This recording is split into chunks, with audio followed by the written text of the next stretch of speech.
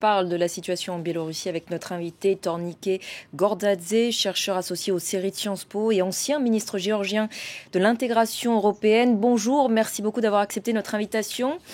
Comme Maria Kolesnikova et ses collègues, de nombreux membres de Bonjour. l'opposition biélorusse ont été, on le sait, contraints à l'exil ou incarcérés ces dernières semaines. Cette répression tous azimuts du pouvoir biélorusse, ça risque encore de galvaniser les manifestants? Ce qu'on voit jusqu'à maintenant, c'est que cette répression qui s'abat sur la population de Biélorusse, on peut dire que l'immense majorité des Bélarusiens sont dans la rue et demandent des changements, demandent des élections, que les élections soient rejouées. Apparemment, cette répression ne fonctionne pas. Le gouvernement, avec ses conseillers russes qui sont déjà sur place, apparemment, avait misé sur cette répression, mais aussi sur le temps. C'est-à-dire, ils espéraient qu'avec le temps, le mouvement allait s'affaiblir. On voit tous les week-ends à peu près le même nombre de participants dans les manifestations. Le dimanche dernier, ils étaient plus de 100 000 dans la ville de Minsk. C'est pour vous donner une idée, la Biélorussie, c'est un pays à peu près de 10 millions d'habitants. Si on rajoute toutes les manifestations à l'échelle du pays, on arrive à 200-250 000 personnes qui vont dans les rues tous les week-ends. C'est à l'échelle française, c'est 15-20 millions de personnes qui seraient dans la rue. Donc vous imaginez un peu 2-3 millions de personnes qui seront dans la rue à l'échelle de la France. Alors est-ce qu'Alexandre Loukachenko va pouvoir tenir encore longtemps sa position ?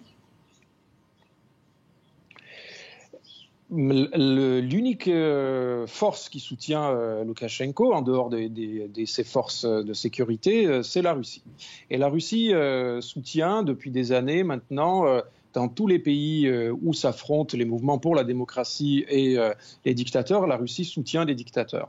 Ça a été même au-delà de l'ex-Union soviétique. On a vu ça en Syrie, on a vu ça au Venezuela, on a vu ça également au Zimbabwe à l'époque de Mugabe, etc.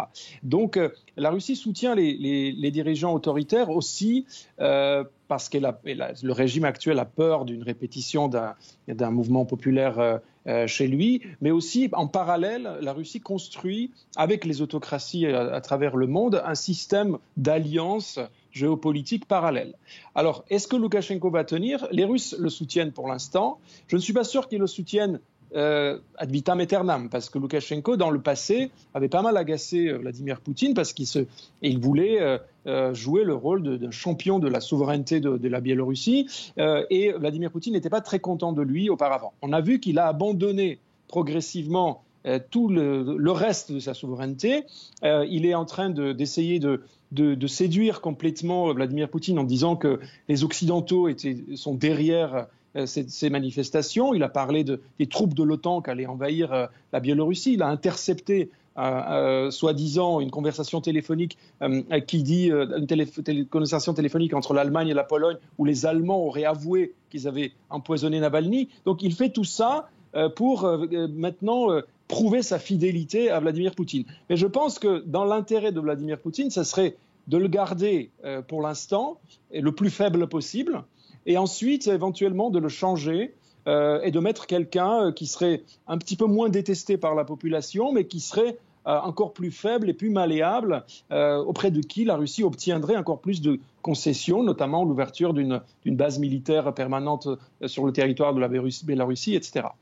Alors, selon l'agence de presse russe RIA, des exercices militaires russo-serbes doivent se tenir en Biélorussie du 10 au 15 septembre prochain. La Russie, vous pensez qu'elle pourrait intervenir militairement en Biélorussie ? Alors, je pense que la Russie également tire des enseignements de ses erreurs du passé.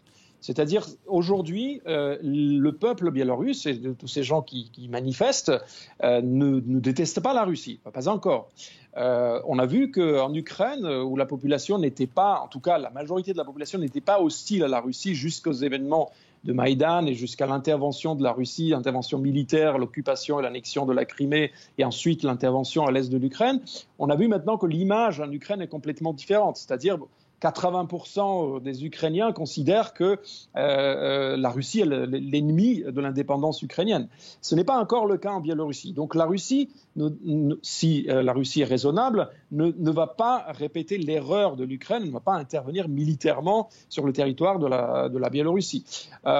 Ceci dit, elles peuvent être tentées à faire un petit peu comme en Arménie, où ils ont laissé finalement une révolution pacifique se passer, et maintenant ils tablent sur le plus long terme l'affaiblissement de la direction politique qui est arrivée au pouvoir suite à cette révolution pour éventuellement le remplacer.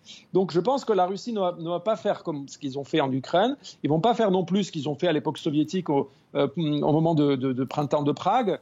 Ils vont soutenir Loukachenko et ils vont essayer à la fin au bout de quelques temps, de trouver une solution en remplaçant Loukachenko par quelqu'un qui serait quelqu'un qui serait pas autant détesté par la population, qui sera accepté aussi par les Européens, parce qu'il faut quand même rappeler que l'Union européenne n'intervient pas très fortement. Voilà, mais l'Union européenne qui a malgré tout menacé Russie, le régime biélorusse de sanctions. Merci beaucoup, merci beaucoup Tornike Gordadze pour votre éclairage aujourd'hui sur France 24. On va